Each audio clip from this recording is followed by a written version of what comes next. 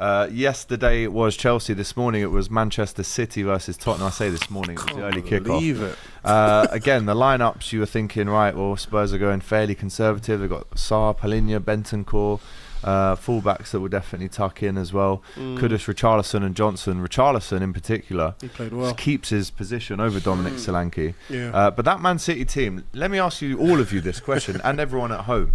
When James Trafford, right, is in the lineup and he's starting in goal for Manchester City ahead of Ederson, what kind of message does that send before the game? But then after the game, knowing how poor he was with his feet and obviously could have conceded more, they lose 2-0 in the end. But what are the question marks or the questions for James Trafford after the game? What's the message it sends out after? The fact that you've dropped Ederson, who, in my opinion, is still top 4-5 goalies in the world now. He's world class. What message does it send at kickoff, and then what's the message at full time? It gives Spurs and the opposition a glimmer, isn't it? It's like, okay, we've got an advantage here. Let's test the keeper out. Let's stick one on him, in the sense of, let's stick it in the air. Let's put pressure on him. Not because he's bad, but it's his first game. It's his first game. And you know what's funny? Because yesterday I was on the show and I was speaking so highly of Trafford, and I said one of the things that he's so good at is his feet. He's very good on the ball, you know, and that's why Pep's obviously taken to him. Yeah.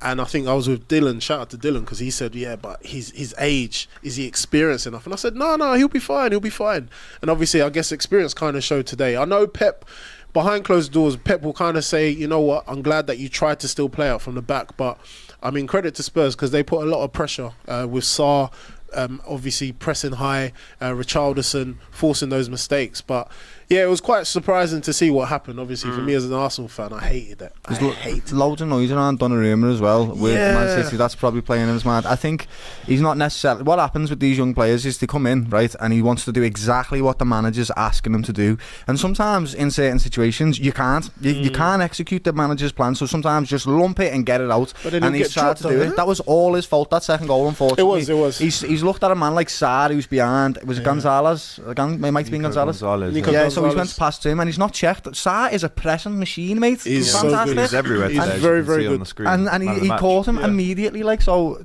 it's sly on after Trafford. But actually, after that, what I liked his response, he wasn't bad. Usually made a few good saves. In a goalkeeper's world, if they make a mistake sometimes, I've seen it with Karius, if he goes downhill and he just make mistake after mistake, he didn't, he picked himself back up and he was actually alright, and he made a good few saves after that as well. So I think he's going to be okay mentality wise. It's just, now can I trust my manager to do the right thing when I think it's the right thing, because there's Donnarumma coming in to replace me already, like, you know what I'm saying? It's big mental battle for him, lad, and he's a young lad. So 22 years old. Guardiola after the game said James Trafford made a good first game and we decided for him to continue. When I take the decisions in the first part of the season for all the players, when you play 1 or 2 games, everybody thinks this is the starting lineup, this player is going to play. I learned for many years that with many games everyone will play an important. It's just today I decided for him to start. If you're James Trafford and you hear that, Nick, do you think is that today? A shot in the arm? Is that no, why today, Pep? I think that's just Pep being Pep. I wouldn't overthink that from his point of view. The thing is, I think with this whole Ederson thing, I can understand why they're trying to sort of transition him out. Pep's kind of done this before, where he's got rid of players before they really dropped. Like, I think of Mahrez, for example, when he left, he was still a top player. So I can kind of understand. Then the Donnarumma stuff, it's like, all right, you bring in Donnarumma, I'm sorry, but Donnarumma's not good with the ball at his feet anyway. So if you want to execute what you're trying to execute, you're probably better off investing time into Trafford anyway. And the last point I'll make on that as well is that although it was a mistake from Trafford, the press from Spurs all day long was so good. I watched it back again after. At the point at which they won the ball back, there was 3 Spurs players in Man City's box. There was a 4th one running in as they won it back, and by the time the goal went in, Van der Ven was in the box as well, their centre back.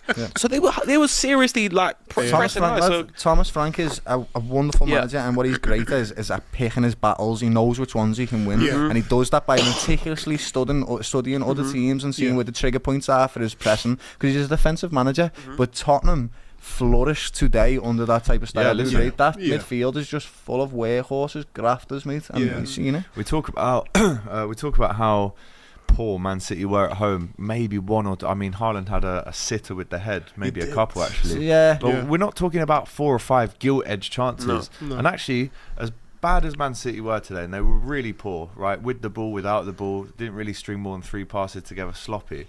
you've got to credit Tottenham, right? Because the attitude that they came with was, we're going to run more than you, we're going to make it really difficult, and if we nick a goal, we're not exactly sitting back fully, like they're still ready to pounce on the counter-attack. But Kwame, what was the tactic today, do you think, that Thomas Frank went with to actually go and win this game? Because look, it's his first Premier League away game, and he's won at the Etihad. I think I'm not surprised, because obviously when I watched them against PSG again, I wanted them to get turned over, but defensively there was their structure, and as Doyle's saying, the structure in which Spurs are playing now is so much different to how they was before. And obviously attacking wise, we always knew that they like to play their little, as the expressions will say, champagne football going forward. But I think Thomas Frank has kind of re-established that whole defensive minded, that workhorse mentality, and he's got the right players for it. Obviously, we mentioned about Sarr, who's man of the match.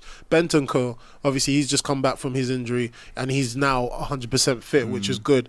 Paulino in the midfield, but I think it's brilliant performance from him today. Really good. Even like with the finish, I looked at Johnson's finish. Obviously, Richarlison done well, but he kind of played it behind Johnson, and Johnson still managed to wrap his foot round it. It's so difficult to execute. But I think, defensively, Van der Ven as well. There was a turning point in the game where he made that block, a crucial block against Doku. Brilliant block. And it was a fantastic block. And I thought, last ditch. It's those games there when you're playing against teams and you see your centre backs doing that, you're like, it's going to be a long day. We're not buzz off it, the centre back. Yeah. Goal for them. Yeah, so I think it kind of stemmed from that PSG game where it gave them the belief. And I don't think that they were actually worried going away from home, because their results against Man City are always a bit dodgy in the sense that they get something out of the games. So defensively I just thought they were really good. They got so much experience now with Porro, Romero at the back. And then Spence, who's very, very quick. So even if you get past him, his recovery is so good. He's brilliant. Yeah, he is. You know what it is with City as well? I feel like it's still the same old story of last season in terms of physically they're being outdone again and again. Like you look at that midfield of Cherky, Reinders, Gonzalez versus Sarr, Bentancur, and Paulinho. The Tottenham midfield three were just stronger. They were just better in the duels. And they just outdid them. And like you said earlier, well, City just didn't create anything. And also another thing as well, I give Kudos a bit of credit as well, because he can give you a lot going forward. But in moments where it was needed, Pedro Porro kind of became that right-sided centre-back. Kudos was happy to drop back as a right wing-back and just cover that space there. So fair play to him as well. It's that defensive work. Today. Brennan Johnson with the first goal. Great. Again, you touched on it. The assist from Richarlison, stays onside. He is their preferred striker at the minute. I mean, I had Dean and Abby on here earlier. And I said, well, how long does this starting run for Richarlison last for? He was bought for 60 million 2 years ago. Another 60 million comes in last year in Dominic Solanke.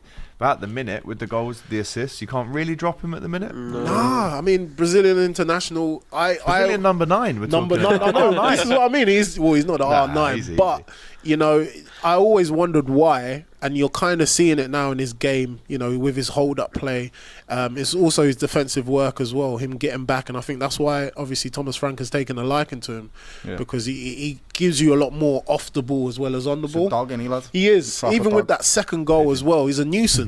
You think he's going to shoot, he drops his shoulder, then he's dragging it to the side. So he's a very good player. I think he's very underrated, but I think Thomas Frank will get the best out of him. So unfortunately, then, 2 things that we've learned from this game, and in my opinion, genuinely right, Tottenham are definitely going to be better this season. There's one of them. They're definitely going to be better. Thomas Frank is an exceptional football man. He really is. He's going to get the best out of these. But also, don't be fooled just yet by City, because I've seen Spurs beat them in every single season in the last 5 seasons or something like that, and they've went on to win trebles and Premier Leagues and all. This is a game that they lose frequently. I'm not really worried about City dropping off just yet. There's one, that's actually making honestly, a really just beat good them point. all the time, because Man City are kind of like not a slow starter, but it's like Pep has these first 10 games or so, or 8 to 10 games. He's kind of just like he fiddles. It's true. He tinkers everything. He changes. He's just like, it's fine. We'll catch up. And they're so confident within themselves that they can catch up to whoever's at the top.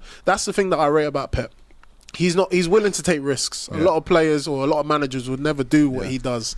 So that's why even the statement that he made, I'm not surprised he said that. But he's giving it to the players. He's saying, right, I'm giving you a chance, Trafford. Are you gonna let me down, or are you gonna step up? It's either that. So Yeah, it'll be interesting Shirky to see. getting dragged 53 minutes. Yeah. There was no sympathy, empathy there. Nothing. If you're not having a good game, You've got to get be off. ruthless. Khan Kitsu says the last 2 games have reminded me that Richarlison genuinely has so much talent.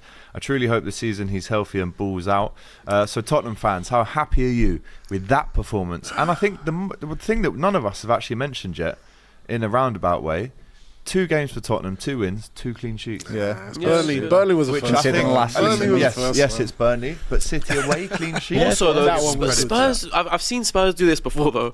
Like where they start really well. Don't get me wrong. I agree with what you said because Thomas Frank is a different manager. I expect him to be more consistent. But I have seen Spurs start electric and then fall off. Yeah. And also, last point I'll say as well is Rodri's going to be massive for whatever City do. If he comes back even 80% of what he was prior to the knee injury, they'll Listen, be some player, alright. but the back 4 still there's holes in it. I agree. It's a porous I defence agree. at the minute. So Rodri's listen, 29 and he's had an ACL injury.